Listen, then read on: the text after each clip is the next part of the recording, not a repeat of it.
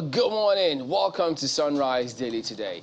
I'm Chamberlain also. It's peculiar weather in Lagos. I don't know if it's the same where you are. There's no snow, it's just rain. Well, it is rain. It's a peculiar weather all the same. Please, come on, cut that out. What is peculiar about rain? It is rain, okay? It's peculiar. It's heavy rain. Oh, okay. Amaya Makede, good morning and welcome. Don't mind this guy. What's peculiar about heavy rain? Isn't it only two seasons you have in Nigeria, rainy and dry season? Anyways, I don't know what he's talking about. Good morning and welcome to Abuja. There's no rain here. It's beautiful weather this morning. I'm welcome, Yusuf. Who knows if he's actually thinking about peculiar mess? I don't know what is... Just say you want to remember Adedibu. Just don't try to be nice about it. Peculiar. Oh, boy. Oh, yes, indeed. Yeah, we're going to go through the dailies. We've got Kashmir Bukwe joining us this morning. He's the editor-in-chief of Union newspaper, former editor Sunday Punch. Good morning. Good morning. And a member of the editorial board of the Sun newspaper. Oh, yeah. So many caps there. Oh, boy. Thank you, Mercy. Abi? That's all. Okay, that's what he's trying to say, right? Peculiar. Oh, yeah. I got you there. Adegoke Adelabu, yes, that's not Adedibu. Why didn't you say that? Well, No, he's the one that started it. I didn't say that. Yeah. It's just like when you go for youth service. Yes. Before you even go, you hear, what's that word to say? Ajuwaya. But meanwhile, it's as you were. Yeah.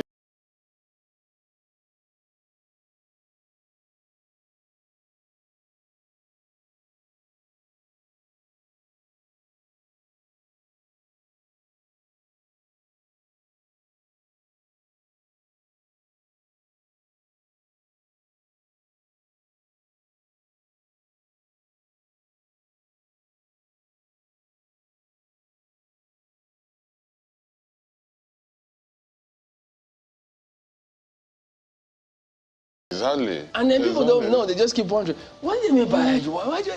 That's how you came up. And sometimes we just run with this thing without even knowing what's going on. It's one of those lexicons that it's not just going to go away. It's come to stay, boy. so that's just it.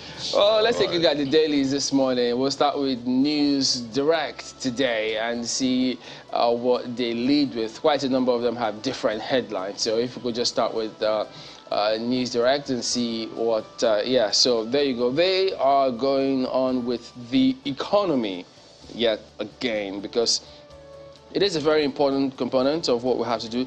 Nigeria to generate 3.8 trillion naira non-oil revenue annually as FG gives nod to finance boosting reforms. Okay, that's hyphenated. Finance boosting reforms. So, are there any non-finance boosting reforms? Well, I hope this is achievable. 3.8 trillion non-oil revenue annually? Annually, well, it's very good on paper, but can we realize it? That's another question. Because we've been actually talking about it. So many Nigerians, have been talking about it. Let's diversify. You don't need to always put all our eggs in one basket. Oil all the time. 3.8 trillion annually. That's a lot of money.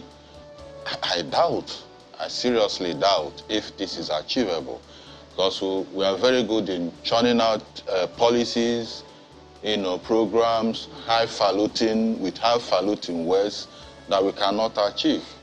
After 7 years plus, we still rely on oil.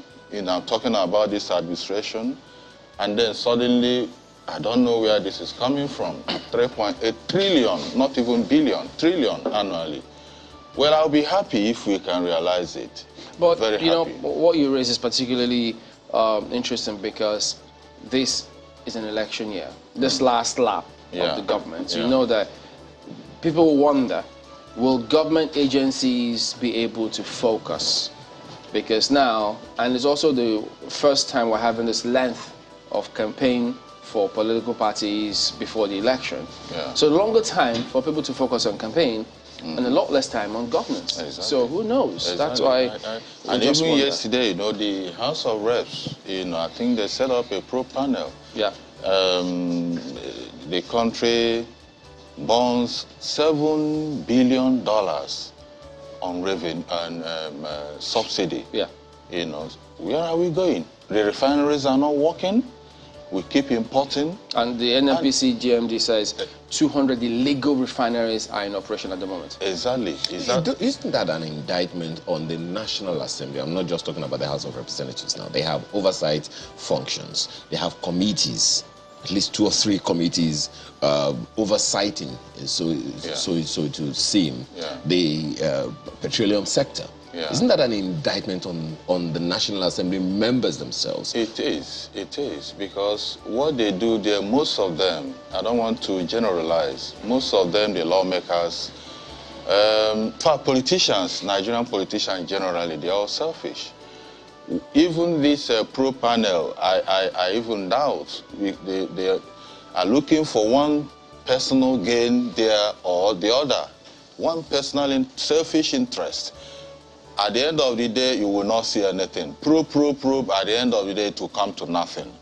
Probably they want to, you know, harass people involved and then collect something, and then it ends there. They also introduced the water resources bill. Oh yes, you know, we keep going round and round and round, similar things. At the end of the day, the bill may be shut down. After a few months, that bill was reintroduced in the 8th Senate. You know, somehow in the 9th Senate, it also came up, shut down, and then they are bringing it up again. And so what is it in this bill that they want to pass by all means? Honestly, I don't know for them. You know, Nigerians didn't quite approve of this bill when it first came up.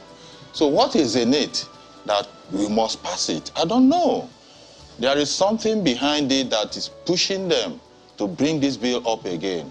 The federal government, how can the federal government take control of all the water resources in the country? I mean, we are running a federation. You need the federal government doesn't need to be an omnibus, taking control of everything.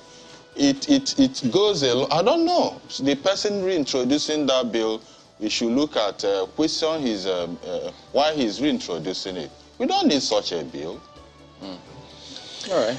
Let's quickly take a look at the Vanguard newspaper. What does it say on its front page this morning? Another one of those very interesting ones, I hope. Look at it. It's actually talking about security. That's the Vanguard newspaper this morning. Insecurity, ex-servicemen upbeat over Army's recall plan. That's what you have on the lead, as the lead of the Vanguard newspaper this morning. Engagement of retired personnel already ongoing, says ex-Army PR boss. Army dismisses alleged plans by soldiers to storm Abuja over poor welfare equipment, says troops have never had it so good in combat equipment and logistics to fight. That's what you have on the front page of the paper. Well, that conversation is ongoing already. Seems like you have picked an angle already. Oh yeah, recalling ex-servicemen, is that a solution to our insecurity problem? It is not. Those who are serving already, how have you taken care of their welfare? Some of them are frustrated. They go to the war front, they are not supported. They are given obsolete equipment to fight terrorists. But you also saw the riders here. It says that the army says the troops have never had it so good in combat equipment and logistics. What do you expect the army authorities to say? What do you expect them to say, that they don't have the weapons? No. A few days ago, we read reports of diversion of money to purchase military equipment, and then the former Army Chief of Staff was saying, no, it wasn't my residence and all that. We keep hearing things like this. Somebody will take money to buy equipment, military weapons. At the end of the day, the money is diverted. That is what we keep seeing in this country. Corruption everywhere. Go to the civil service, everywhere, MDAs, corruption. When you say, my apologies, Mr. Abu, when you say the money is diverted, there's those who are going to be asking, how do you know it was diverted? I mean, we are Nigerians. If it's not diverted, what is stopping them from routing Boko Haram, from dealing with ISWAP? What is stopping them from dealing with bandits everywhere. Look at all around the country. In Taraba, in Kaduna, in Kano, everywhere. Terrorists, bandits have taken over. If there is no diversion, of course, we won't be seeing all this. And remember, in the days of Jonathan, we had such stories. That was why this man was detained, Sambo Dasuki. So it's not a new thing. Well, on the same front page, you have this one: convicted bandits to face death penalty in Zamfara as governor signs anti-banditry bill into law. It's just one of those ways of looking at that same gun ownership stuff, you know, that the state is talking about. Anyway, I'm sure other papers will touch on that one. Mr. and Mrs. very quickly, and then Malkwe will take it up. Mr. says to his wife, I married you when I was 30. I'm now 60. How time flies. That means I've given 30 years of my life to you. And Mrs. responds, you're free to keep the rest. That's the Vanguard newspaper this morning, Malcolm. Well, Mr. can argue that those were the most productive ones, you know. The first 30 he gave to Mrs. Well, look at The Guardian here, and they are focusing heavily on politics this morning. Rumpus in PDP over calls for Ayu's removal, Wike's shabby treatment. Shabby there is in parenthesis. I remain PDP's national chairman. Ayu insists. PDP stakeholders disagree on calls for Ayu's resignation. 11 governors absent from Osun Campaign Council's inauguration. Fayose tacitly declares support for Southern President. Atiku insulted Wike by sending emissaries, says Otom. Lamido, PDP made Wike, must save him from his anger. So that's the lead story on the front page of the Guardian newspapers this morning. I don't know what you're thinking about this. A number of people had congratulated the PDP over being the only party that had been able to successfully and concretely nominate its own vice presidential candidate. But it looks like that decision is threatening to tear the party apart. People have pointed to the fact that we have 8 months before the general elections. Do you think that they'll be able to mend fences before that time? Well, I know there is going to be some form of implosion in the PDP. Yeah, looking at what is actually going on there. You remember that PDP has a constitution which recognizes zoning or rotation of presidency. That constitution was not respected. They went ahead, conducted their presidential primary, and elected a northerner as a presidential candidate. A northerner is a presidential candidate. A northerner is chairman of the party. It has not happened that way. If a northerner is a presidential candidate, you have a southerner as chairman of the party. But in this case, a northerner is a presidential candidate. A northerner is a chairman of the party. It can't work that way. How do you expect the southerners in the party to feel? And then the Wike angle is here as well. The man came second in the presidential primary. Somehow, even the committee is set up to find the vice presidential candidate, nominated him. But the presidential candidate, Atiku Abubakar, in his own wisdom, decided to choose Ifeanyi Okowa, the governor of, current governor of Delta State. Obviously, that is going to cause some implosion. I don't know how they wriggle out of it. They need to keep consulting. And then you have the Fayose angle in Ekiti State also kicking and saying he's going to support a southern candidate. So, in fact, I don't know how they wriggle out of it. All the major parties too, even the APC has its own problems. I think my advice to PDP is to do some form of, to continue engaging stakeholders in the party, because they've really wronged some people. Wike, for instance, I'm sure wherever he is, he's not happy now. He may be thinking of the next alternative. I wouldn't be surprised if he dumps a party and moves on to another party, because he has been wronged, really. So the presidential candidate, Atiku, and the hierarchy of the party must engage the relevant stakeholders if the party will do well. Otherwise, I don't know. I'm sorry for the party. That's all I can say about it. Well, let me ask you one more question. You know, shortly after the primaries, or while the primaries was going on, when the candidates had, the aspirants had a minute to address the delegates, one of the things that the current governor of Rivers State told the delegates was that he'll support whoever emerges as the presidential candidate. And shortly after the primaries, we saw that, you know, the presidential candidate paid a visit to Wike. Wike returned the favor at least twice. So what exactly went wrong in their fence-men deal? It did look like they were on the path to peace and progress within the party. But from what we're seeing, looks like something has gone wrong. Wike promised to support whoever emerged as presidential candidate. He didn't, he's still supporting. His anger now is that he was not made the vice presidential candidate. That is his anger, and it's justified, honestly, because the committee that was set up to nominate, I don't know any of them, but I'm looking at what we are seeing fiscally. The committee that was to nominate a vice presidential candidate nominated, I think, he got a higher vote, more than Okowa. And so how do you explain that somebody in a democracy who scored higher vote is not taken? So he will not, if it's you, you will not like it. You won't feel good. So naturally, he will feel bad about it.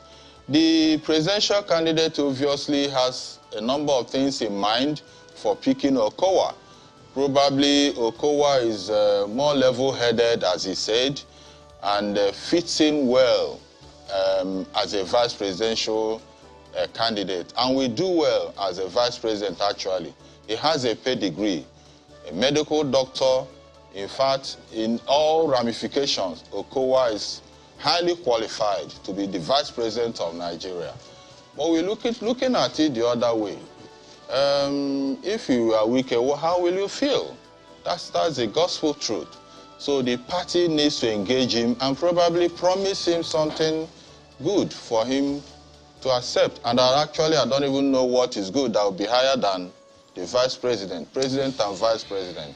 All right, let's go to New Telegraph next. FG blames terrorists for nationwide power outages. Says, calm down, let me finish. Says officials can't access... Why don't you want to calm down? Okay, look at the writer. Okay, I'll drink water. Says officials can't access vandalized power facilities in Shiroro, others because of insecurity. It sounds laughable, maybe that's why he's giggling, but... Oh, you're also laughing at this. Why? Honestly, it's laughable. It's laughable because we keep inventing and manufacturing excuses. Was it, I don't know, is the country, honestly, when have we even ever got it right in the power sector?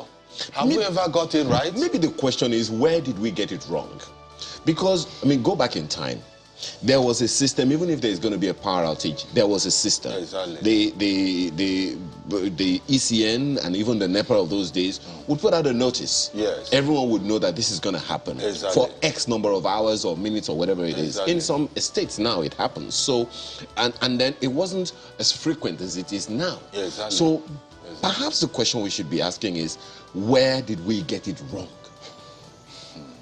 Because we have not punished those who are behind these problems. You know, in a place like China, when you are convicted, of corrupt practices, you are executed. So many countries, once you are convicted for anything, you go for it. You are punished, you are sanctioned. The rule of law takes its course. But here, anything goes. We do things with impunity. And until we stop that, we are never going to get anything right. Those who are responsible for the mess we have in the power sector should be dealt with, should be, arrested, prosecuted, and punished if we must get it right. Otherwise, we'll keep going round and round, manufacturing excuses. Today is terrorist. Honestly. Tomorrow, maybe they will say, Kashmir Ibokwe caused it because of, I don't know. Let's just be honest with ourselves in this country. Oh boy. I'm happy with 2023 is coming. Nigerians should open their eyes. Will they? That's the question. Oh yeah, that's what you mentioned, that PDP having challenges, APC having challenges. Then you left out Labour Party and NNPP. They seem to be the two prominent amongst the others who don't seem to have challenges. But who knows? You never know, really. You never can tell. Yeah. Well, the image of the Lagos State governor on the front page reminds us of that clip that was saw of him arresting someone who was said to be an army official who was, plying one way on a bike, and it was all over the place. And you just wonder, why won't they just obey the law? No one's above the law. Nobody's above the law, no matter who you are. Nobody is above the law. Yep. That similar thing happened during Raji Fashola's regime. Yeah. An army officer was caught on a BRT lane. And this is, you don't see these things in other countries where the armies are well-fine. I think the army will be disappointed and so surprised, disgraced with that kind of attitude. Honestly. The officers are fine gentlemen who shouldn't be allowed to behave like that. Exactly. Well, there's this one at the bottom strip. Study links muting phone to more stress. I wonder where this study is coming from. So you tell them not to mute my phone if the headache is too much. All right, that's New Telegraph anyways. Daily Trust newspaper this morning seems to have a completely different, new identity on its front page. You'll take a look at it now. But here's what the story says on its front page. Promotion of Osinbajo Aisha Buhari's ADCs raises dust. That's the story. Officers promoted 2 steps ahead of contemporaries. And the lopsided promotion killing discipline, that's ascribed to a retired CP. And the office of the IGP says, write formal complaints. IGP tells aggrieved officers. Well, we don't know the full story. Why will those officers be promoted ahead of their contemporaries, 2 steps ahead? Is it because they are ADCs to the vice president and the first lady? I mean, because in the military, or rather in the security circles, they cherish seniority. As you come, the promotion goes that way. If you are promoted ahead of you, it means the other ones will have, like when we used to have military leaders. Any military leader that goes there as the head of state, the rest will be retired. It goes the same thing with the judiciary, for instance. The most senior, immediately the other one steps out, the most senior takes over. So why will this thing happen? It's part. But if you look at the history of the police, they say this is rife. And that, in fact, amongst the police is rubbed in your face. And something, this might even be a tip of the iceberg compared to what has been happening before now. And so if they want to stamp this out, go down memory lane and ensure, put in place measures that this will never happen again. But who knows? Does it make it right? I mean, in a normal company, like in channels, for instance, somebody can be promoted depending on the performance. If you are good on the job, why not? You can be promoted, higher than whoever you think is even above you. But in security circles, I don't think that obtains. So they need to actually, when we are doing things, let's do things the right way. That's just it. Well, this story is happening in Abuja. Just before we go, petrol scarcity. Ipman begins strike in Abuja. Others, over 50 billion naira claims. Well, it no doubt will make the scarcity situation in the state, in the territory, a little worse. Malcolm? Well, so much to say there, but let's look at leadership newspapers for you. Constitution Amendment 3 months after State Assembly's foot drag over exercise. So they're still following what is going on with the Constitution Amendment process for you.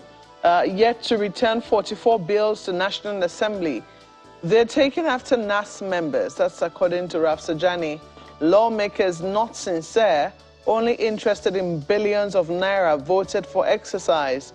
That's according to CSOs. So that story is right there for you on the front page. You also see this. Senate confirms PMB's ministerial nominees, adjourns for Salah. Terrorists kill civilian JTF commander, shoot train passenger, abduct 16 in Kaduna. And look at this, R. Kelly jailed 30 years for sex abuse trafficking. Let me ask you about this particular probe, while we also see this. Alleged organ harvest, Nikwerimadu wife may return to court today. That story is on page 7. And when you look at page 6, you'll see the story, reps to probe 2017 to 2021 fuel subsidy regime. When I saw this yesterday, I wondered, another probe. But then you have to ask, what exactly can members of the National Assembly do if not probe? Well, I said it before. All they do there, you know, probe. You ask yourself, the past probes, what are the results? What have we seen of the past probes? I don't think there's any serious, they are not serious. Let me put it that way. They are not serious. I can bet you that at the end of the day, nothing will come out of this probe. Nothing, absolutely nothing. So let's not deceive ourselves. If we are serious, let's focus on 2023 and let capable people who will pilot the affairs of this country and do away with all these so-called politicians, you know, dealing with us. It is high time Nigerians woke up, you know, to take charge, to take back their country. Otherwise, from next year, if we get it wrong again, things will terribly go wrong. All right, so that wraps it up with a look at some of the dailies here today with Kashima Ibokwe, editor-in-chief of Union newspaper, former editor, Saturday Punch? Sunday Punch, and then a member of the editorial board of the Sun newspapers. Thank you for coming on today. Thank you, Chamberlain. We're back in a moment. Stay with us.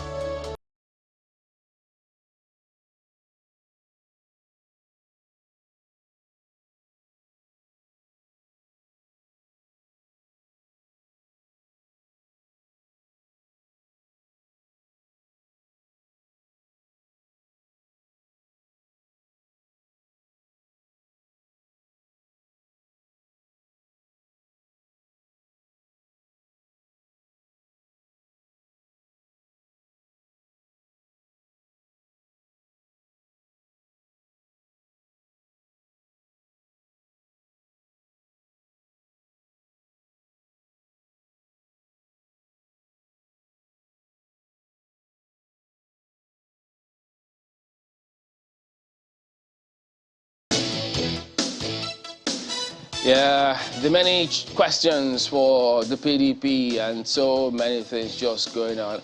I know, you're going to expect that they'll tell you, it is politics. This is politics. Well, we know how to solve this, but who knows? Will they say this is family affair again? We'll find out. Markwa? Indeed, Chamberlain, we are just about to. We have with us this morning Mr. Debo Olugunagba, who is the National Publicity Secretary of the People's Democratic Party. Good morning and welcome to Sunrise Daily this morning. Good morning, Margaret. Just in case you're about to say it's a family affair, The Guardian has this. Rumpus and PDP over calls for Ayu's removal, Wike's shabby treatment, and look at this one from this day. Autumn undecided about support for Atiku once Wike placated. So those are some of the stories right now on the front page of the dailies. Or whether or not you like it, Nigerians will be interested to know what precisely is happening within your party. So What exactly is going on? Have you been able to mend fences with those who have been offended by whatever has gone down in the party since the primaries and the selection of a vice presidential candidate? Yeah. Good morning, Malcolm. Thank you very much. And morning, Chamberlain. Well, I'll start with this, and I think that's the first question that I need to respond to, which is the newspaper reporting about some imaginary rumpors within the party. I can say clearly that there's no division, no crisis, rumpors within the party. What we have is, we believe, is a misinformation or by mischievous people trying to cause division or probably imaginary division within the party. What happened was Dr. Ayu, the national chairman of the party, after the primary season, went on a short vacation outside the country. And in line with the constitution of the party, he formally handed over the affairs of the party to the deputy national chairman, His Excellency Ilia Umaru Damagon, as required by the constitution. And again, as required by the processes and requirement of the management of parties, that this was formally communicated to INEC. So INEC is aware, as outside the country, and the parties are aware, and there's no crisis whatsoever. So those are imagination. We saw it yesterday on social media. And of course, we know it's fake news to distract us from our goal. And of course, the party is undistracted. We're united, we're focused, and we're doing that which we plan to do, particularly in our mission to rescue and begin the hard work of rebuilding the country. The response which you seem to be giving me seems to be in answer to a question I haven't asked yet. No.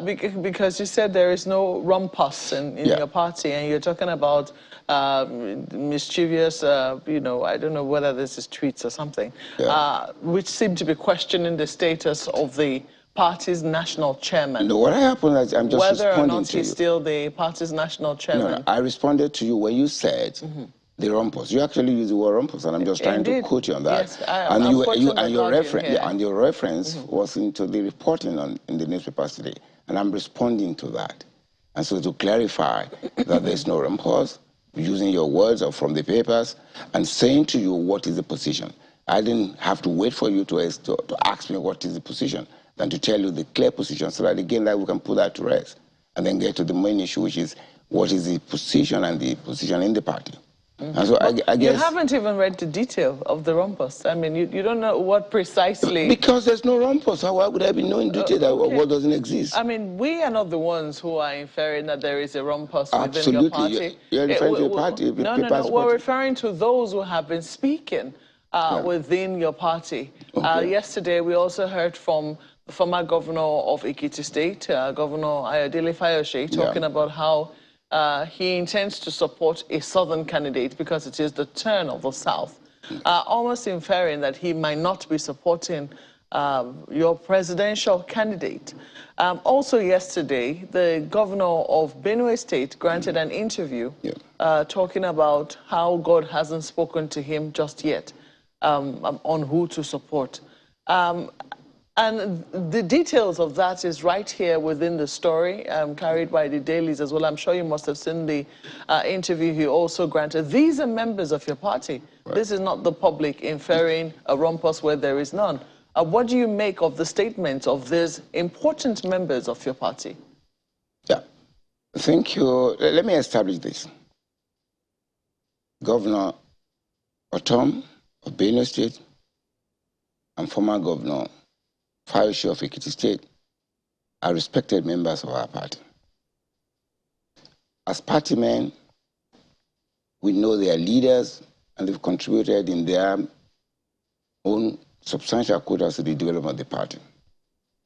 We recognize in our party, because it's democratic, for people to air their views and their opinions, and we take those seriously.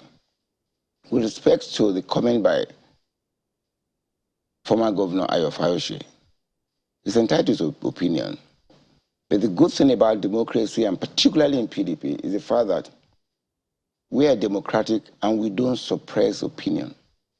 We allow free flow of opinion and ideas such that any member of the party can express their views, and they're entitled to those views, and we can't question that. But what we do as a party is that the moment we take a decision that is substantially within the members of the party, of course, we expect, and like we know that every member of the party would key into the position of the party when it is taken democratically. Now, Dr. Autumn, another very, very important member of the party, and key member, particularly with respect to the management of the party in the past years, we know that he equally expressed his own view. And he referenced something which is very important, that is waiting on God's directives. I guess every human being will do that. In the major decisions of such, whether you support in a particular position, of course you seek God's face in everything that you do. And I do know, because as a party man who has contributed immensely to the development of this party, I know that at the appropriate time, these issues relating to management of the party and how to take action to ensure that there's synergy and unity, and more unity in the party will be done. And I know, I trust that these leaders would at the appropriate time would come in. What issues are you referring to precisely? Saying the concern that they expressed based on what he was reporting. And the concerns amount to a rumpus. Well, concerns, if you call it rumpus, probably you're trying to expand what it is. Look, in PDP, we call it differences. And in politics, it's about differences of opinion, of your interests. And it is the ability to manage those differences that makes a party successful. And PDP is very good at that because we have internal differences resolution mechanism, and that's already in place. In any event, it's a matter of choice of words. You do admit that all is not exactly smooth running right now, and it would seem that all of the important, you've called them respected members of your party, are not exactly on the same page right now. Yeah, look, politics is about interest. And because... It's a direct question, sir. No, I'm going to explain that. I mean, again, when you ask me a direct question... Yes, I will need it a yes or a no, and then you can go on to the explanation. Again, I will recognize the fact that when you have a party as big as PDP, there'll be conflicting interests. There'll be different interests and consideration. However, just like in a family, you have misunderstanding, but you come together as a family and discuss it. And that is ongoing. And because reconciliation, discussion, it's not a one quick fix. It's a process. It goes through, like I said to you, it's a marathon, actually. It's only a dash. So when things happen, when it comes to position and contest, of course, some people will be uncomfortable or unhappy with the decision. But the capacity of the party to come around and have those interests reviewed and come together, that's what makes a difference between our party and others. So I can tell you, the PDP, are there differences? Yes. Is there a process to resolve those? Yes. Is that ongoing? Yes. Is it as fast as we'll expect or hope? Maybe not. Okay, however... Can I ask you, what are the differences over? It is about, I mean, it was clearly stated that certain things ought to have been done. Maybe such as reaching out to those that didn't win at the primaries. And of course, that's going on. The vice presidential candidate, Dr. Okoa, the governor of Delta State, has been all over the place, talking to party members. Only yesterday, he met with the National Working Committee of the party, at the party secretariat. Those are things that goes on. But because this is not, like I said, one button fix, it is a process. And in this conversation, you expect several comments coming along the way. However, the important that this party, the PDP, has a structure, have the organs that are positioned and are strong enough to take care of this and resolve whatever differences there are. And I can tell you that, and I'm confident that we're making progress surely in all this, right? Because in any event, politics is about differences, but resolution of it that makes it better. Let me flip this conversation to Lagos. Gentlemen. Yeah, how do you explain the about 11 governors who were absent from that Osun campaign inauguration? Well, I can't explain that, but I do know apologies were sent in.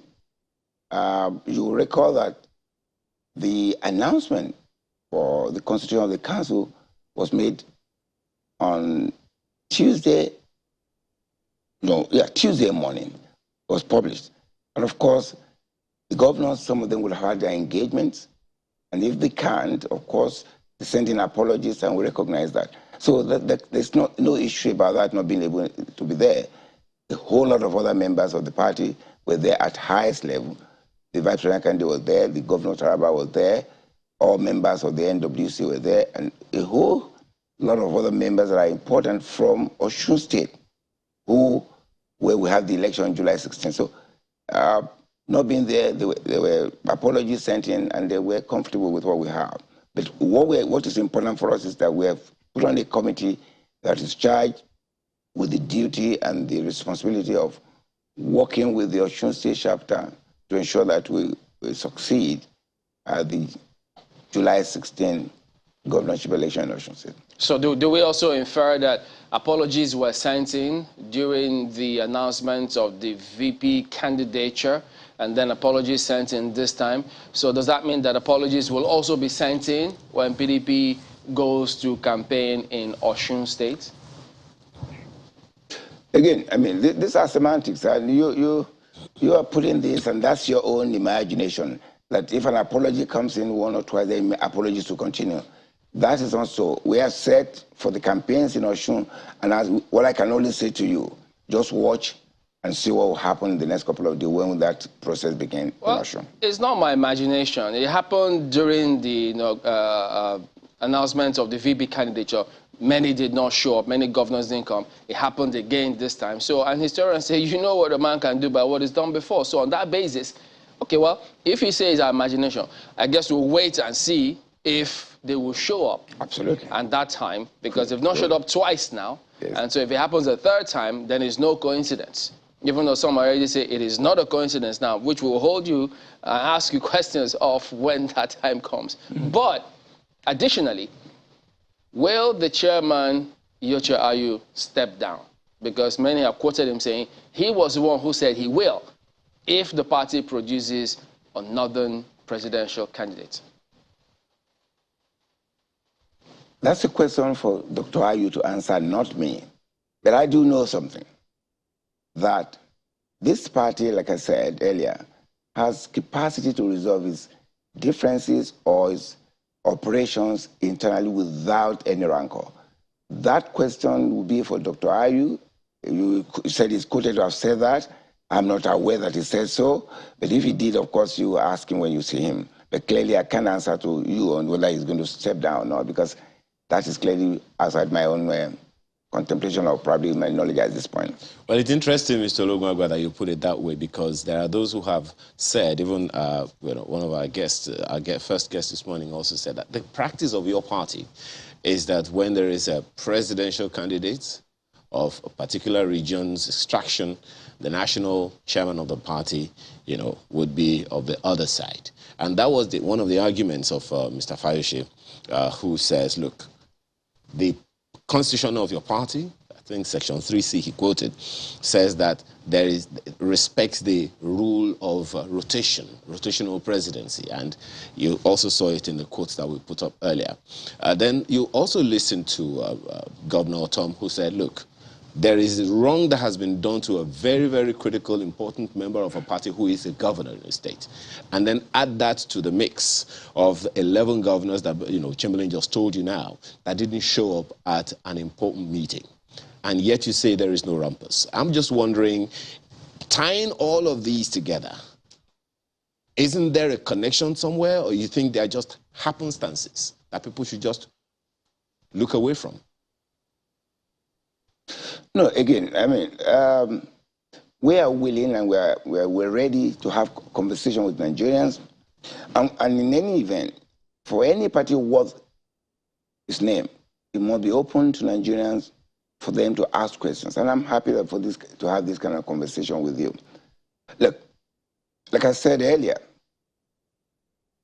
in a party, what you find is reconciliation of interests of different areas. Now, you reference people not being at a meeting, the governors. And I've just said to you, there were apologies sent in. Now, the next issue is about whether we can tie all this, considering the fact that certain steps ought to have been taken. We recognize the fact that, yes, perhaps speed has not been applied to certain actions. But like I said, because we have a system that takes care of all these concerns, that is ongoing. We don't put that on TV. We don't see that on the pages of newspapers. Negotiations, reconciliations doesn't happen to be in the public. That is ongoing. Maybe the speed, yes, we recognize that.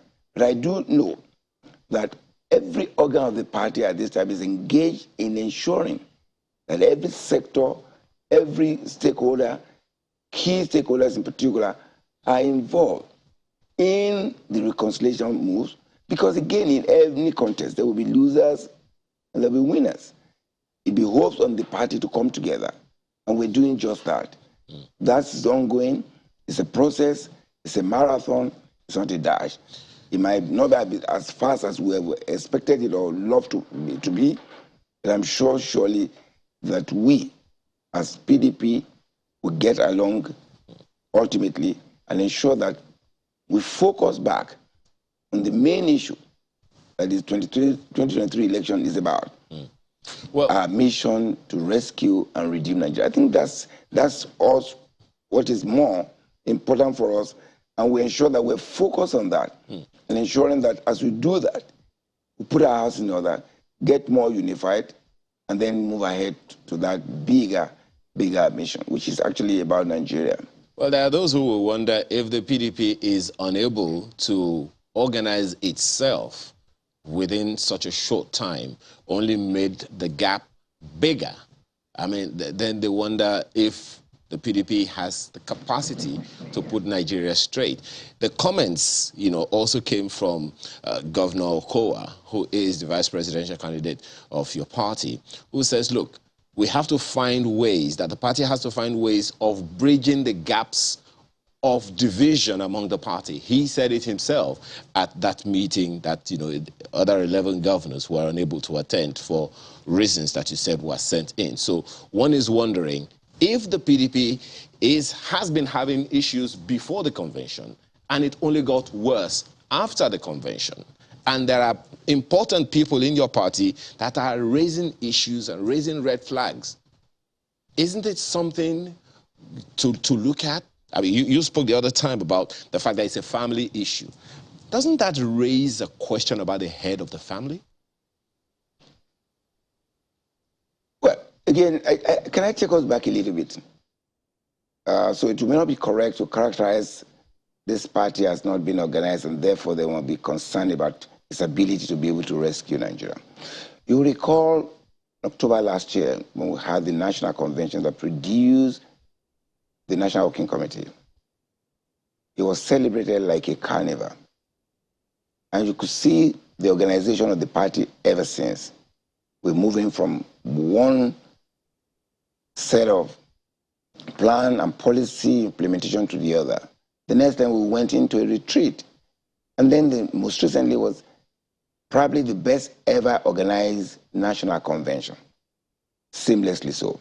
That tells you a party that has a character organization and its ability. But again, like I said to you earlier, politics is about interest and reconciliation of those interests. So what you find is the fact that when there are differences, of course, because we are democratic, we allow people to air their views, no censorship, So you find this coming up. But when it comes up, what we do is to recognize that it exists. That yes, there are differences, and then we make effort and ensure that we allow that to solve those differences. That's what the vice president candidate, Dr. Okowa, was referring to. That indeed, of course, we recognize there are differences. If you don't mind me try butting to in, ensure that just 1 second. Whatever gap that exists, that there be. Just 1 second, Mr. Logwagwa. I'm a little confused about the two words that you've used now. On the one hand, you said politics is about interest. In my mind, I just asked whose interest. And then you talked about democracy. Is it in the interest of democracy? How do personal interests, if they are personal interests, work for the interest of democracy? I'm a little confused. Okay, let me put it in perspective for you. When I said interest, of course you go into politics for interest. It could be cultural, it could be religious, it could be personal interest, but that does not, it has to subsume itself into the greater interest of the party and of course of the country. So when I say that there's no contradiction there at all, yes, individual interest comes in. You might want to contest for a position and you don't get it. That's, of course, that's a personal interest, even though you might have the real mindset to perform public duty. Like you don't get it, you could be disappointed. Yes, that's an interest. It could be a regional interest, it could be cultural, depending. However, all these are subsumed in the interest of the party, and like I said, larger interest of the country. So I don't see contradiction in what I've just said. It's just to explain to you that in democracy, because we allow for airing of views, we don't, no censorship, that allows you to raise your concern or your interest, and of course, we resolve that using the mechanism within the party that is solid, that is robust, and is there. Well, we know you are the image maker of the party, so you have to make the party look good. But at the same time, we'd like you to express yourself. No censorship, as you've also said. So tell us, has the party been able to reconcile those 11 governors, including Governor Wike, who may not be happy with how, after voting for the nomination of the vice presidential candidate, and then it went the other way?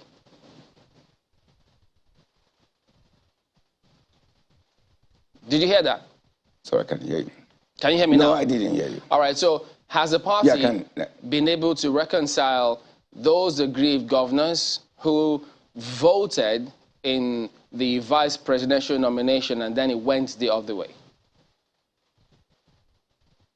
Reconciliation is an ongoing process. I referenced that earlier. Reconciliation is not a one quick fix. There's a process to do that. Like I said, reconciliation is not a one-button fix-all. You go through a process, you have negotiation at different levels, and then, of course, that is ongoing.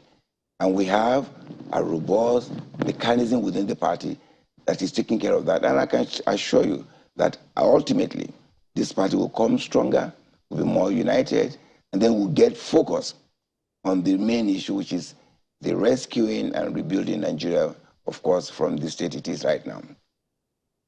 Can I just quickly ask you about the position of your party on the fact that the current presidential candidate is from the north, and the chairman of your party is also from the north? I do not know what your party, how your party is handling that, because we understand that there are those who feel that situation is not right. Yeah, again, I mean, this is been asked differently in another way earlier, but I can tell you this. This party is organic. It has processes. And what this party will do will be to sit down and look at the whole situation and make a determination one way or the other. So for me, it's not for me to determine whether president candidate is from the north, the chairman is from the north. It is for the party. And that is part of conversation. Like I said, we're not conscripted. We're not restrained to a particular conversation. Everything's on the table. And I'm sure those are issues that the party leadership will take at the appropriate time. For me, this party is running well. We have our processes that we're following diligently, and we're focused on the very important mission of this party, which is our country. Because we need to have a country before we talk about party. And we know that in doing that, all issues must be considered. Fairness, equity, and all that, and particularly the unity of this country. We're focused on that. We're conscious of that.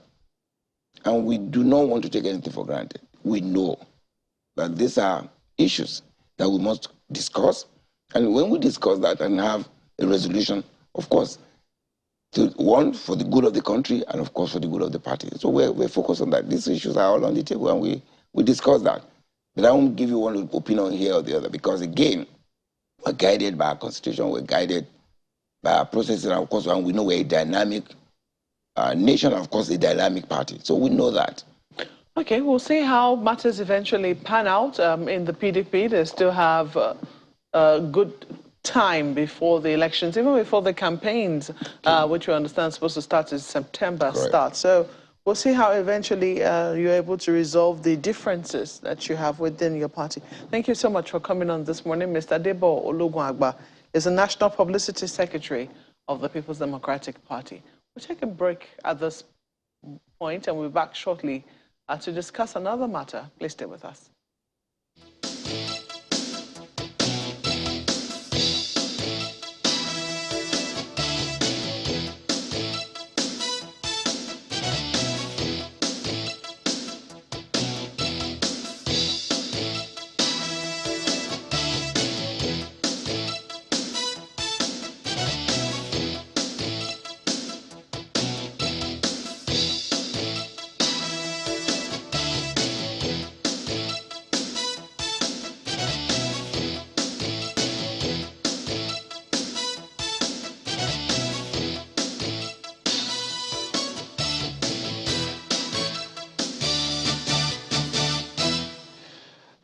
All right, welcome back. Yes, we're joined by Professor Adigun Agbaje, who is the visiting professor and director general, Dr. Sikiru Kaide Adetona Institute for Governance Studies, Olabisi Onabanjo University, Agoiwe. He's been there since 2021. He is a professor of political science, University of Ibadan. Good morning, sir. Thank you for joining us today on the program. Good morning. My pleasure to be here. Okay, so you deal with governance matters, you study that, you're in political science. I'm sure you're quite interested in how leadership plays out and all the associated factors and consequences, as it were. So from what you've seen, how the country is going about this, because we're in that period again, what strikes you? What strikes me is that it is still a major challenge for us as a people to actually deliver on a democracy that is meaningful to the people as well as to the elite. So it's a daily struggle as we try to actually put in place democracy. Of course, we know it's a process. It's always a work in progress. There is nowhere that democracy is fully delivered. But I think we're still far below the path. And that, I think, is a challenge, especially for the elite, because leadership matters, but also for the people as a whole. So it's a daily struggle precisely because we have not actually delivered on democracy. But of course, as people say, there is probably no other alternative to a democratic dispensation.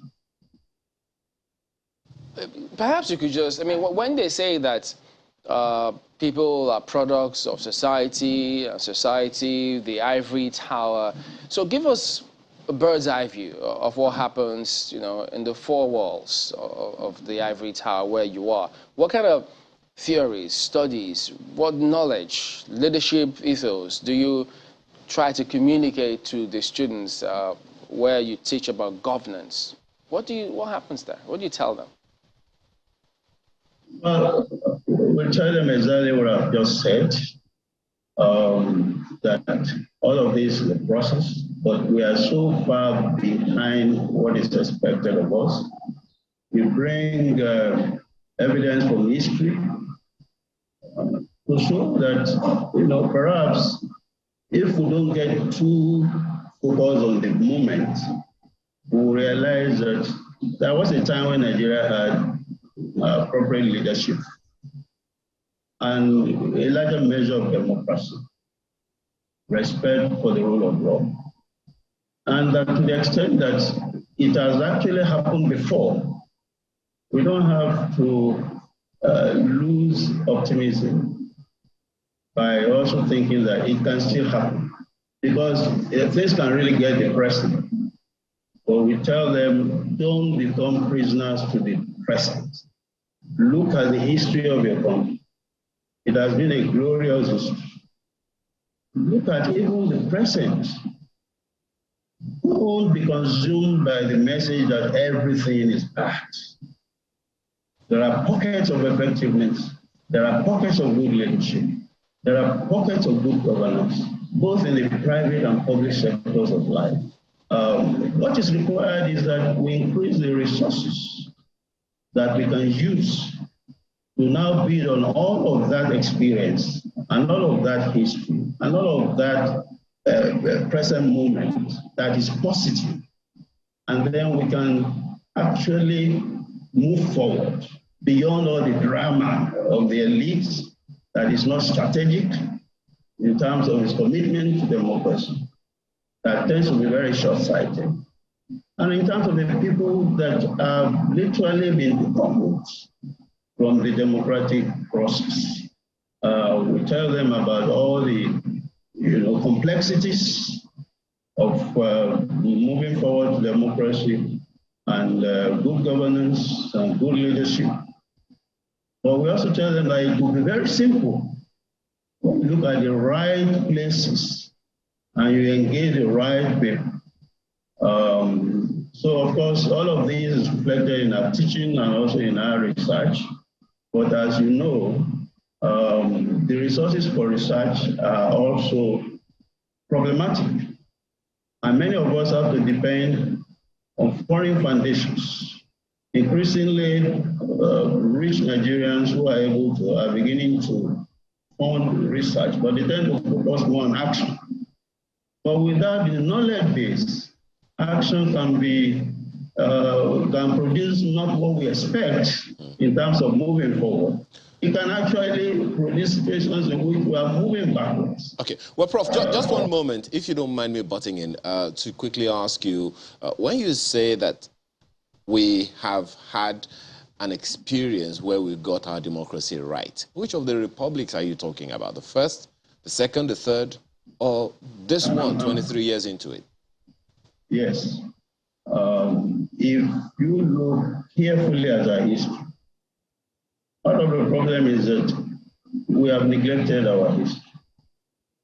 Even under the later part of colonial rule, as we began to prepare for a transition to independent nation, and the first few years of the First Republic, like up to 1962, we had what we can describe as meaningful democracy. A democracy built on people, political parties built on people, political parties that were run from the party dues that were paid, people committed to their political parties that were not empty, literally. Look at the institutions. Our federal system was very strong. And then we had, federal military government, which really is a contradiction. And then we had civilians steeped in impunity, a large measure of disdain for the rule of law. And then we still said we have democracy. So when you look carefully at the history, you see resources with which we can teach your minds to say that the same thing in the Third Republic, the Second Republic. The first few years of the Second Republic were marked by struggles to expand the spaces for democracy, struggle to strengthen our federal arrangement, struggles to actually strengthen our Republican, impetus. So yes, that's what I mean. And I can speak more to that. Okay, Let's not create the wrong impression that Nigeria has always experienced undemocratic rule. That is not the case. Perhaps that also, my apologies, perhaps that also speaks to the question Chamberlain asked about what do you teach, the students. And I want to ask that perhaps the same question in this different way. You're a professor of political science, and I'm just wondering, what is it in politics that the politicians fail to see, know, or learn that has brought us to where we are? You must have listened to the previous conversation when we're asking, you know, a major politician, what interests are there in politics, when we say politics is a game of interest. Is that an ethos in political science? Well, it's a question that I must situate in the Nigerian experience. There is nothing wrong in politics. But there are all sorts of things wrong with those who run politics in Nigeria. I've mentioned this creeping culture of impunity at all levels. And when I talk about politics, I'm not talking about just national or state politics about deciding those that will govern. I'm talking about politics everywhere. And I'm talking about leadership everywhere, not just political leadership. It's a major challenge. We have reconstructed, or we have decided to emphasize the more negative tendencies in politics. Competition for us is a matter of life or death. Leadership is not strategic. I want to emphasize that that's a core challenge to politics, politicking, and governance in Nigeria. Leadership is generally not strategic. And when leadership is strategic, the strategy is about negative things, holding on to power. It's not about addressing the fundamentals of Nigeria. The whole challenge and promises of unity, development, peace is going to a level that competition now has popularized the whole idea of using, violence to negotiate. I mean, in other places, that would be an impossible. How do you negotiate with violence or the threat of violence? That's the kind of thing that our elites have created, to the extent that some researchers and writers all over the world are saying that the major problem of Nigeria and Nigerian politics is the elite. Perhaps in that sense, a large chunk of the people are ready to move forward faster than the elite are. The elite are just too interested in furthering their own, with due respect. And I say that advisedly as a student of politics since 1976. It's amazing how we are frittering away our opportunities to make Nigeria to come to occupy a place it deserves, not only in Africa, but in the world. A country of over 200 million black people, with all the resources at its disposal, with all the human power that we have, making waves all over the world. And then we have an elite that cannot see, with due respect again, beyond its nose, cannot see the extent to which it is not in the interest of even the elite to continue with the kind of politics that they are playing. They are playing with the future of Nigeria. Of course, we know that they are also playing with the present. And so it is our bounden duty, as academics, as professionals, as citizens, to always use every opportunity to tell them that, look, what you're doing is not right. You may be benefiting in the very short term, but the whole country is bleeding. And what are you doing about it? I think that is it. There's nothing wrong about politics. In other places, their recruitment pattern enables them to bring out the best. Now, increasingly, with due respect to our elite, people are saying that, is it not the case that the people that have taken over our political space are actually one of the #1 problems of the Nigerian people? That is where we are now. So part of the challenge in us trying to get the best people, have a system that produces the best people to run the affairs, some identify that's why they subscribe to that school of thought, which says that our ivory towers are idealistic when it comes to those political ethos and teachings and ensuring the political minds have the best kind of information to go out there, as opposed to being realistic in the sense that these days politics is expensive. There's poverty. People pander towards some of those immediate gratification, and then for the next 4 years, they wait for that same cycle. And they go further saying something is wrong, because that's why you have some professors who are returning officers end up trying to rig elections, falling to the same narrative for which they accuse the elite. And so how do we then connect the dots? Like I said earlier, at times we think that the problems with Nigeria are complex. They are not. In a sense, they're very simple. I've been a professor since 1998. Permit me to be personal. My take home is 416,000 naira. That does not, of course, justify people leaving the ivory tower. And I think we are having court cases that are actually confirming that this happens to help to rig elections. It does not, but in any system, there will always be, marginals. In the US system, in the British, there are marginals. What they do is to make sure that they keep the mainstream safe from all these negative things. But in Nigeria, the mainstream is the one that is really totally unsafe. The marginals have taken over. The quote-unquote criminals have taken over. And that is the challenge that we have. But I must also make a point. I'm a comparativist.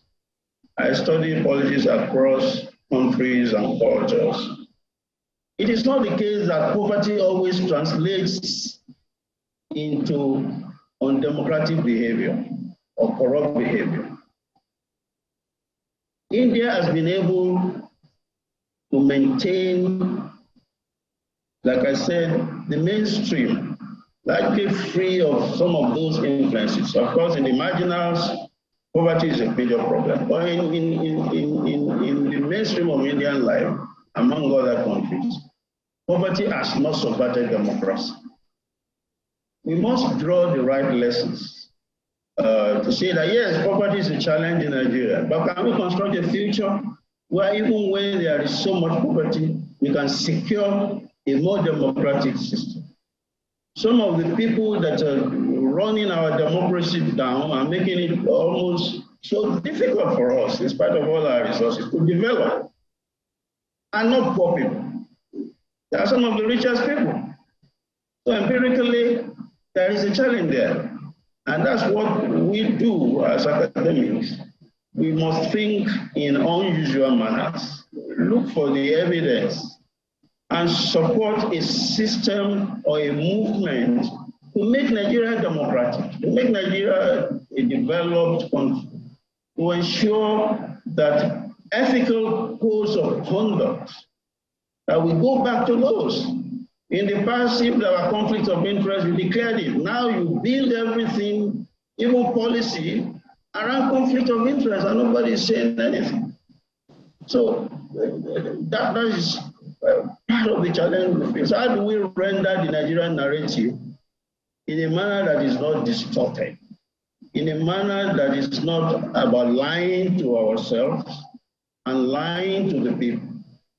Because a lot of things are bandied around that are actually lies, and we assume that these are iron laws that ensure that we are going to be trapped. This is not the case. We need to begin to construct our narratives, to emphasize those things that unite us, to emphasize those things that are still there and are potentials for real development, rather than regurgitate what our elite are saying, which, whether they know it or not, are actually making it more difficult for us to reach Nigeria's destiny as a leader of Africa and as a developed country with wonderful people who have the capacity to turn the world around, not just their country around. That is a challenge for us, not just as academics, but also as citizens, as professionals. And I hear professionals talking all the time, and they are saying the right thing. Well, it's certainly a challenge for everyone, as you've rightly pointed out. Prof, if I may come in here, I'd like to ask you about this campaign. Oftentimes, usually before elections, we will always see this drive for registration of new voters. INEC started the process last year, and CSOs have taken it upon themselves to see how they can engage the youth bulge. Now, just a few days, 2 days ago, the former governor of Lagos State, who is currently a minister at the federal level, celebrated his birthday, and he had a colloquium. And one of the things that came out of that was, what to look out for when, electing leaders. And one of the things that he said was that anger was not a strategy. Oftentimes, it would seem that when elections approach, it's usually assessment time for the party in power at whatever level. It is a time to see whether or not they've done well. And more often than not, it's about whether or not they will be rewarded for how they have governed or how they haven't governed. When you listen to a number of young people on the reason why they're purchasing, or not purchasing now, why they're getting their voter card, a number of them are dissatisfied with what is currently going on, the current state of affairs of the country, and as such, think that, getting a voter card will be the way. I do not know if you think that somehow the process of democracy doesn't give us many options, and that it's a somewhat emotional process rather than one that actually brings about rational outcomes. Thank you very much. This is a very important question to raise. It's been shown all over the world that over the last decade or two, there has been a rise in anger. So it's not something peculiar to Nigeria. So anger, rage, if you like. But the studies have also shown that you cannot construct something positive on the momentum of rage and anger. Rage and anger have a role to play when you operate within a political system that is so stifling of democracy. A political system that has witnessed the opening up of the political space in a major manner in the last decade or two, but that has also allowed anti-democratic elements to now occupy those new spaces, perhaps more than the democratic elements. So it's a challenge. I agree entirely. There's a role for rage, there's a role for anger, perhaps even violence. But quickly that has to be transformed into structures, into institutions for democracy. It doesn't have to be within a governmental sphere. And I must say that civil society, much of civil society, has to be commended for how far we have gone along the path to positive, to meaningful democracy. And increasingly, the youth are waking up. Of course, the youth ban is also a challenge in itself, because there are also anti-democratic elements. The fact that the youth doesn't mean you will struggle for democracy. There are those who are seeing themselves as successors already, or in fact, they are already becoming successors to the current state of affairs, which is negative. But again, a lot of the energy, some of us have argued over time, that we need to transform Nigeria will come from the youth, and they are already coming from the youth. The whole process now is to emphasize organization, and I must also commend INEC. The technology, the changes we are witnessing in the technological sphere is bound to make our political processes more open and more inclusive. It's already doing that. We saw what happened in the state in terms of course, there were reports of vote buying, but then, of course, there was also progress. Progress is incremental in this kind of situation. Because seriously, I don't want to be accused of elite bashing, but they need to be told that for every new technology, for every new development meant to make our electoral process more meaningful, it's like what we used to say when people still say. There is the people that made pencil that also know how to deploy erasers.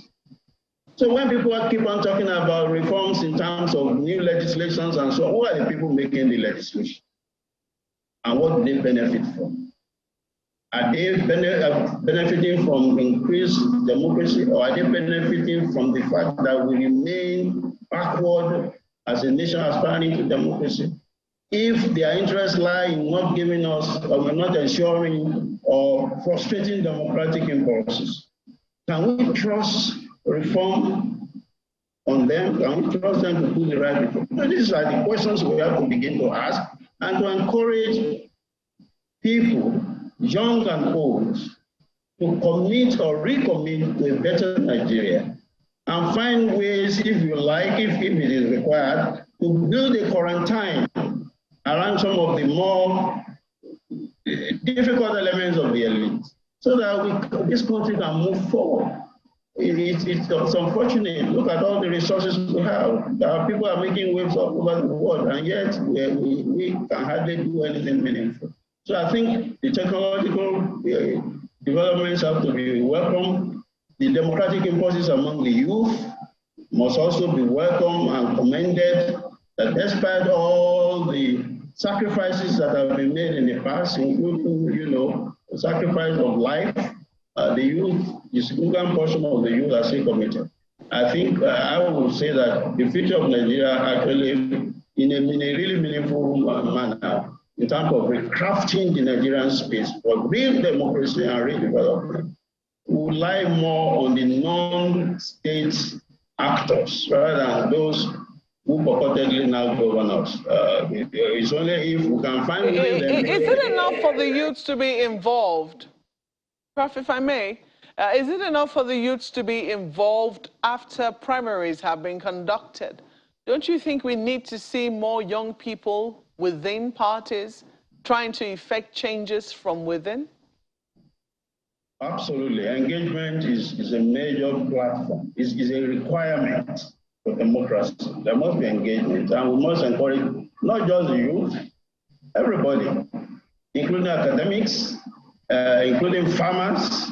You see, the problem with one of the major problems, if I may say that, I don't like emphasizing problems, but the problems are there. And we must understand the problems before we can begin to actually meaningfully address the solution. The problem now is that the Nigerian political space has been crafted to ensure that the larger majority of the people are decoupled. They are separated from their own political process. And there is a complex to that, In the FCT itself, we were conducting some study around I think, in the late 90s and early 2000s. And we discovered that there were communities in the FCT that really needed real four-wheelers, not the pretending ones, the ones that pretend to be four-wheelers, to access in the FCT. I used to do research in the Niger Delta, the oil-producing areas. And we were always amazed when we went on Warri River to focus on company boats, but we were working for multinationals then. And the absence of any infrastructure. Maybe you have a boat that comes a week, water was dark, no water to drink, no fish, children will dive to the bottom of the water to pass streams. And the first thing I asked myself, how do INEC people get here without the support of multinationals with their helicopters and so on? Transportation is a key element in democracy. Infrastructure is a key element. I mean, there are African countries that have been at war, and when you land in the airport, you have free internet access immediately. These are major issues. People don't know that infrastructure, transportation, communications They are about access. And when people don't have access, what do we say? So we must begin to tie all these together so that we don't put too much pressure on the victim. We must first create an enabling environment, or begin to think about how we can do it so that we can have an enabling environment, not insist that you must pay 100 million to be president and 50 million to be governor. That is ultimately self-defeating. But of course, that's when we assume that our leaders actually want democracy. But when we assume they don't really want democracy and we have to take that from them, then we begin to understand the logic. And we stop blaming the youth, why don't you get involved, when in fact infrastructure for getting involved. And of course the value systems also. Our leaders are too much steeped in entitlement politics. They are too much, they are not, with due respect, there are those among them, as I said earlier, there are pockets of democracy, pockets of effectiveness, both in public and private life, even in some of those institutions that we note for being corrupt, that you find a few of the officers that are doing very well. So we must always put that footnote there. But we must focus on the ball, and it is about creating the environment for the youth who are very well, mobilized, who I think probably understand the challenges that we face more than those who govern us, who have been governing us for decades, and they're just repeating all these things for which Nigeria remains where it is. All right, we'll anchor at that point with Mr. Adigun Agbaje, who is a professor of political science, University of Ibadan. Thank you very much indeed for your time today. My pleasure. Thank you very much. All right. Well, back in a moment. Don't go away.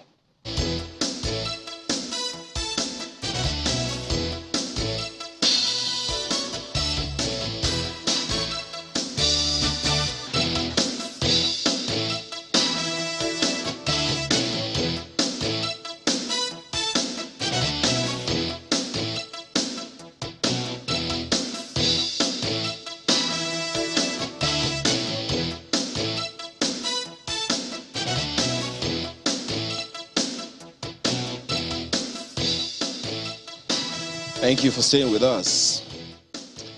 In 2018, February 2018, the Benue State government said to the people of the state, when bandits come, defend yourselves. Fast forward 2 years after, in 2021, August 2021, the government of Katsina State said the same thing. And the current one from the Zamfara state government is perhaps the most daring of all. Get guns, defend yourselves against bandits. Now, there are many questions around that. The insecurity issue seems to just be going the way it is going, and questions continue to abound. On whose side is who depends on exactly which side you stay.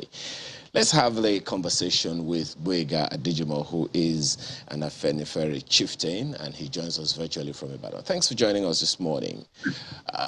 First of all, on this issue, just where do you stand? The army is saying, and the police are saying, it's not the way to go. It is very dangerous to give guns to those who are not trained to use the guns.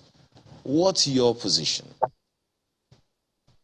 Good morning, and it's good to be back here again. Yes, I'm an Afenifere chieftain, but I'm here basically from the press release that came from me yesterday, and it's on the platform of those of us who are traditional chieftaincy title holders of the institution, on the office of the Ààrẹ Ọ̀nà Kakanfò of Yoruba land. That's the Generalissimo. And we've been involved in many things, including protecting our people. We were in war. And we've gotten certain information, which, of course, after processing, we came out with this release supporting the move by the governor of Zamfara. And perhaps the idea is to put put into critical analysis how we got here and how this position has now been held by us. And I will explain. We have had series of very dire straits. All over Nigeria, we can say we are in a state of war. And we have those who are holding us hostage. We have terrorists that people call bandits, and I don't know why they should be called bandits. The acts are acts of terror. A bandit will probably want to steal from you, will probably want to, just make money, or just make a gainful employment. But what these people are doing is different. They are taking the land, they are killing people for no just reason. They are going to houses of worship to just kill people. These are acts of terror, and it should be defined as such. And when you have these acts of terror, then how do you respond when we have a government that is prevaricating to them? And what the other governors have had to say, just like you have chronicled from 2018, is to talk about the deficit that we have in our security infrastructure as well as in our security architecture. It is unfortunate that 62 years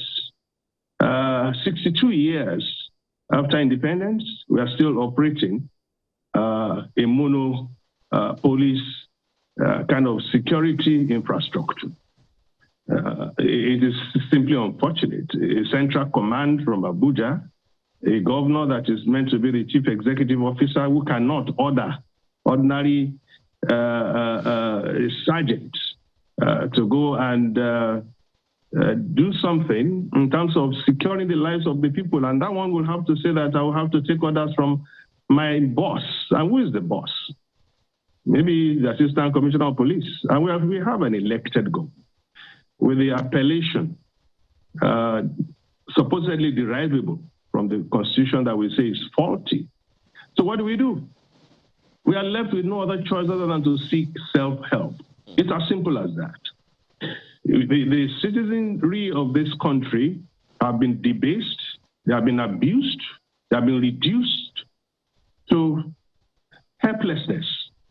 We are just at the mercy of those who will come into our homes and our farmsteads to kill, maim, and destroy.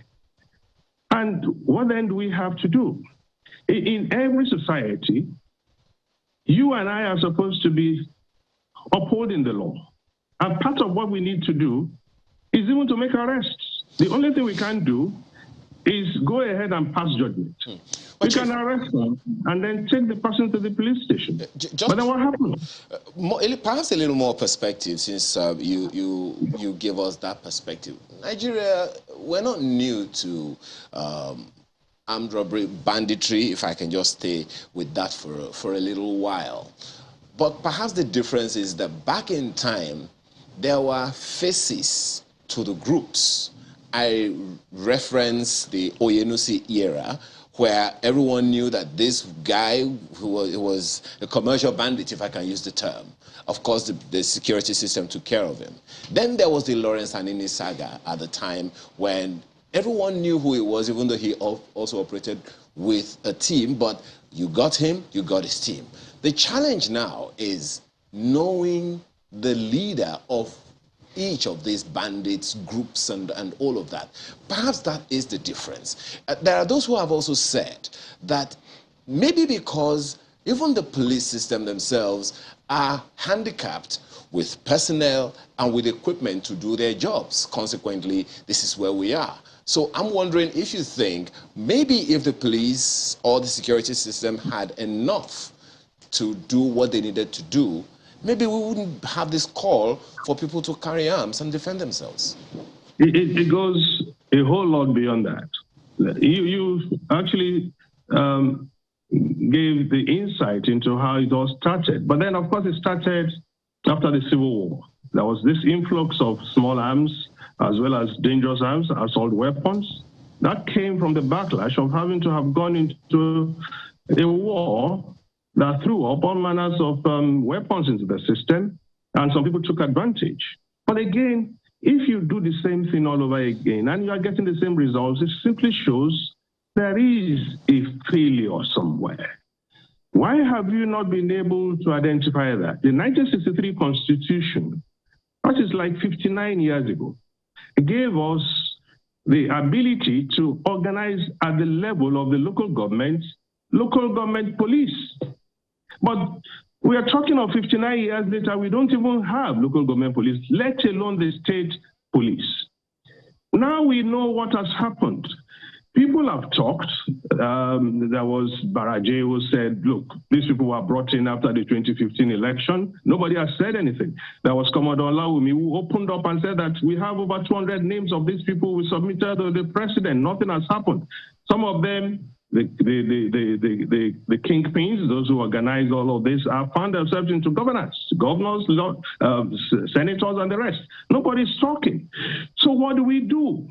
It is not the failure of the citizenry. It is the failure of government. It is the failure of those who are at the aims of affairs of this country, not to have seen what is going on here. If we had tackled this issue with the 1999 Constitution, to have provided in this day and age the right security architecture, like we have in the United States. We have at the county level, we have the sheriff, and we have his team, and those are in the suburbs. Then you have the state police, like the NYPD, the New York Police Department, and LAPD, and the rest of them. And then you now have the FBI, 3 layers. Apart from that, each state in the United States has its own militia. They have all of these mechanisms to deal with insecurity.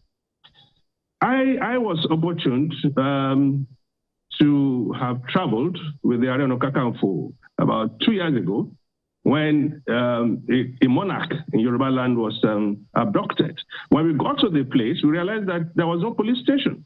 It was just a police post and only 2 policemen with baton, not even 1 gun. The society, the community is comprised of no less than 20,000 people. How do you make sure that you secure that land? How do you make sure you secure the people? How do you make sure you secure the property? We've been advocating for this. Well, maybe because it's coming from some of us that are seen as, well, in this country, we know that there are people treated as second-class citizens. But then if it's coming from Zamfara, of course, they got away with political Sharia. If it's coming from Kaduna, the man that used to pay terrorists not to kill rather than arrest them, we have seen people go into the bush and to meet these same terrorists with, of course, their paraphernalia, which is, of course, having to string bullets all around them with security men who are not arresting them. So what do we have? We have close to anarchy. The only thing we can do now is to have a balance of terror. Let all of us be able to carry guns, and let us have a deterrent. Let's have a situation where someone will know that I am capable of defending myself. Well, Chief Adeyemo, you said something the other time. My sincere apologies. You said something the other time that perhaps could stave off this near-terror balance that you talked about. You talked about the local government system. You talked about the local government police. That's what you mentioned. But even now, we don't even seem to generally across many states have a functional local government system, much less a local government police system. And there are governors in those states. If we have that, we have the political class, we have traditional rulers and traditional rulers in council, such as your distinguished gentle self. Is it possible? There are those who might say, all these people know what to do. Maybe they're just pretending that it's not a problem. Would you then say that the governors don't know what to do when the local governments are not, as many people believe, as autonomous as they ought to be? Consequently, even the local government systems are not functional as they ought to be. Some people have said that's the first line of defense. That would be a disservice to the governors of the southwestern states who came up with the brilliant idea of Amateku, and some people are trying to kill it. Look, we have a situation. And just 1 second, Chief. On that one, I'm not talking about the Amateku. I'm talking about local government councils being functional with their executives. I was going to come down to that. Okay. You still need a certain amount of authority, a certain amount of wherewithal, of the kind of resources to be able to maintain a semblance of security. And I will tell you something else. Afenifere and the OPC, about 2 years ago, we decided that if the government is not going to do something, we've got to do something. And we went round, we saw the Obas. We were able to put together a group called the Southwest Stakeholder Security Group. And we were able to put together the Agbekoya. We were able to put together the Vigilante. We were able to put together the traditional security agencies. And we formed a group. And we are doing all of that. And even in certain places, that is the only security that we have. But again, we are handicapped. Will they allow us to carry the kind of arms to be able to face terrorists? That is the question. That's what brings me back to Amateku. I was part of the formation. I was part of those who defended the bill. I was part of those who put the input there. But the powers that be refused to allow Amateku to carry the right kind of arms. And let's face it, you still need certain amount of training. You need certain amount of intelligence network. You need certain amount of technology. And I'm talking here of the Southwest because that is my constituency. And I know exactly how the Amateku was put together, the number of months that it took to give them the basic kind of training. But look at what they are doing. The situation in Owo, I was there. The people have been apprehended. And the fact is that we could do so much more with a better trained, better equipped security architecture. And we are saying we could do more with the people having the awareness that nobody's coming to come and help you. And that is a pathetic situation in which we have in this country. If you are waiting for government, T.Y. Danjuma said so. You're not going to get help. Seek help. Those who are saying this are even military experts. They are security experts, and they are chief security officers. So we have very little to add to this other than to say to Nigerians, do not let this country become like the Central African Republic. We had the situation in Bangui in which the terrorists, which they too were calling bandits until they took over government in 2013, made that country ungovernable. The only thing the government could do was hold on to the capital. 2/3 of the states of Central African Republic was taken over by the Selaka. And it will get there if we don't do something. We are on our way. We have to be able to defend ourselves. It may surprise a lot of people that we have come out to support Matawale on this matter. But the truth is this, it is you where the shoe pinches that you will know what you have to do to make sure that you give yourself the kind of support and you give your people the kind of leadership you protect. And that is what is written in the Constitution. The very first section actually says, speaking about what is written, to protect. But what the governor says, to seek self-help. Right. Well, what the governor says is, well, they need to apply. I mean, there are forms that they need to fill, then apply to the IGP and then probably the president.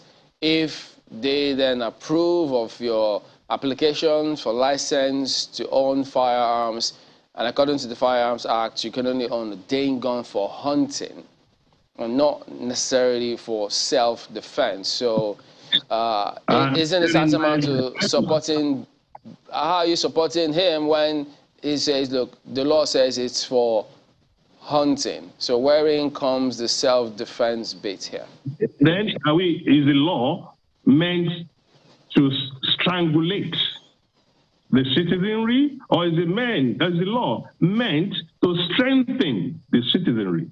In which case, Why are we not looking at the laws? Why are we not making it particularly important that our governors, our legislators look at the law in such a way as to bring support to the people by reviewing the laws? And in the release that came out yesterday, which was signed by me, we appeal to the governors of the Southwest to quickly put into motion everything within their power in the state houses of assembly and in every other legislative function that we can think of to bring together quickly the kind of laws that will allow for the citizenry to be able to defend themselves effectively. Okay, so as we wind down on this, I mean, assuming those applications were to also flood in from areas where you say we should all apply, and some get, and people own it, what do you see playing out, especially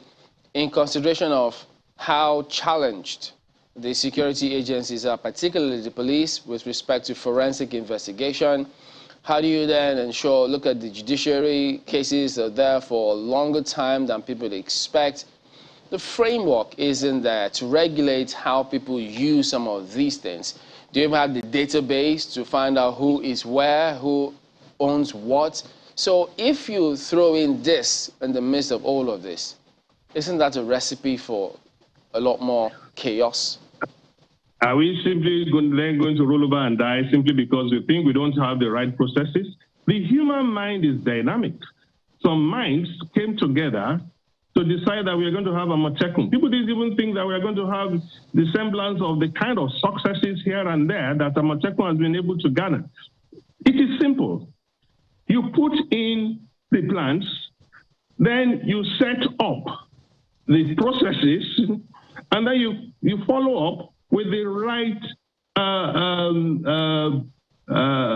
ideas. You set up the right bodies. You create even more courts. Okay. You do all of that, which are going to be support system to making sure that this plan of having to sustain the idea of self-help. Is it then about getting arms for self-defense or reorganizing the security architecture? The security architecture, we know what it is. And don't let us even begin to go there. If it is adequate, then we won't be talking like this. If in their wisdom, Mr. President and the National Assembly have seen through it, then they will have implemented that aspect of the 2014 confab that said that quickly enough, state police should have been created. That was way back in 2014. Then we would be here where we have to. Well, most certainly, Chief. The negligence of government cannot be put on to the citizenry. Okay. It is their responsibility. Yeah. And where they fail, we have the responsibility to take it up upon ourselves. Okay. Well, I guess as we often say on this program, well within the center of the OAU. Yeah. For it's always a conversation starter, you know, every time we have conversations like this, because we can never really exhaust them. But we have to thank you at this time for being a part of our program. Wega Dejimo is an Afenifere chieftain, and as he said, he is a member of the Ààrẹ Ọ̀nà Kakanfò of Yoruba Land in Council. Thank you so much for your time this morning. Thank you for having me. Okay. And please, next time, please spare a minute for the victims of Nigeria, not just a war, who have suffered in the hands of terrorists. Most certainly. Thank you so much. Well, your own contribution to the program is next, and the first one is? Well, yes, Olagunju is talking about leadership, and he says the National Orientation Agency has abdicated its primary role to the popular opinion. They should be at the forefront of controlling the popular narratives. One person's truth is not everyone's truth. One person's experience does not determine a whole community. Our national, political, and social relationships should be more inclusive. If we consider self-awareness, mutual understanding, the development of our imagination, respect for cultural variety, and the tolerant political climate to be desirable accomplishments, we should keep in mind that learning the national language is a necessary component of national inclusiveness. This tweet is from Festus Akimboyewa, who says the APC and PDP must understand that their internal crises have wider implications that extend far beyond their political parties. No doubt that the crisis could undermine our entire political system and threaten the stability of our country. Time for mature politics, he says. And Brown Ugu says the PDP obviously shot itself in the foot. It dropped its zoning policy. Presidential aspirants and party chairmen are both from the north, undemocratic in nomination of the VP running mate. Like the ruling party, they show lack of capacity to pilot Nigeria. And Professor Enakina says democracy can't be enthroned in an atmosphere of complete anarchy or criminality. Our political elites must reevaluate their morals and come out with implementable policies. And the electorate must be objective and vote candidates with capability to grow the economy. Well, that's all we'll have to leave it this morning. Thank you so much for sending in your feedback. I'm Maokwe Ogun Yusuf. I'm Ayo Makinde. It's very thoughtful for Nigeria today. I'm Chamberlain Oso. Goodbye.